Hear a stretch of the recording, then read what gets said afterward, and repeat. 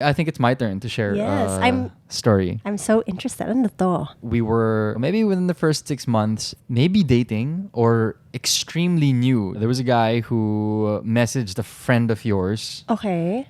and wanted to take you out. Oh, I know this. I know this. Let's not name names. Yeah, This kasi one. hindi natin ka-close to eh. Hindi natin kaibigan to eh. Wag na. I was with you when you received the message. Yeah, I remember this. I was chill. I was like, okay, whatever. And then you showed me pa. When you replied to your friend, you didn't turn her down.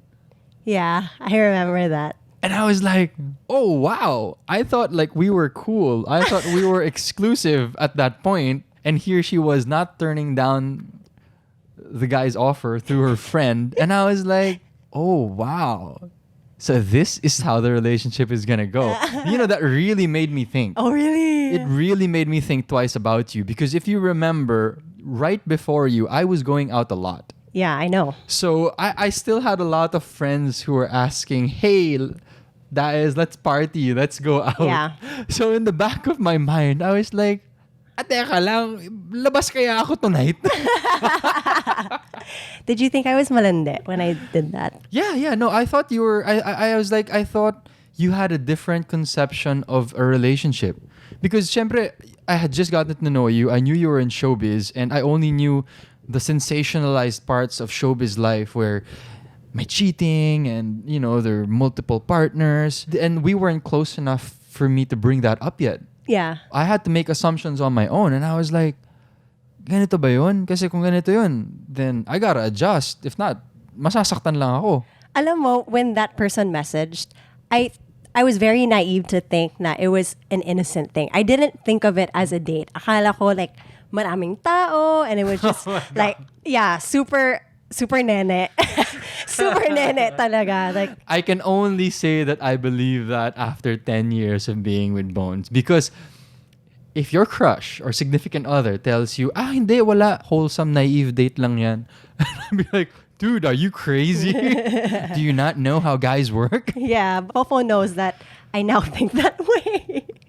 I am oblivious to things like that. Yeah, may pagka-ignorante talaga si Bones. I try to see like the best in people, honestly. Yeah, but that was my first foray into jealousy in this Bones and Fofo relationship. Wow, it was early on. I don't think you've ever mentioned this to me also. Maybe, I think I've mentioned it in passing lang, but you didn't really bother about it kasi yun nga. It didn't Ignorante mean. ka eh. Actually, Fofo, you were kind of cool about the whole situation because if there was somebody else, they'd be like, confrontational. yeah, like, why are you texting this other dude? Why are you going to go out on a date with him? I thought we were dating and exclusive. But you were just kind of like, what the freak in your head?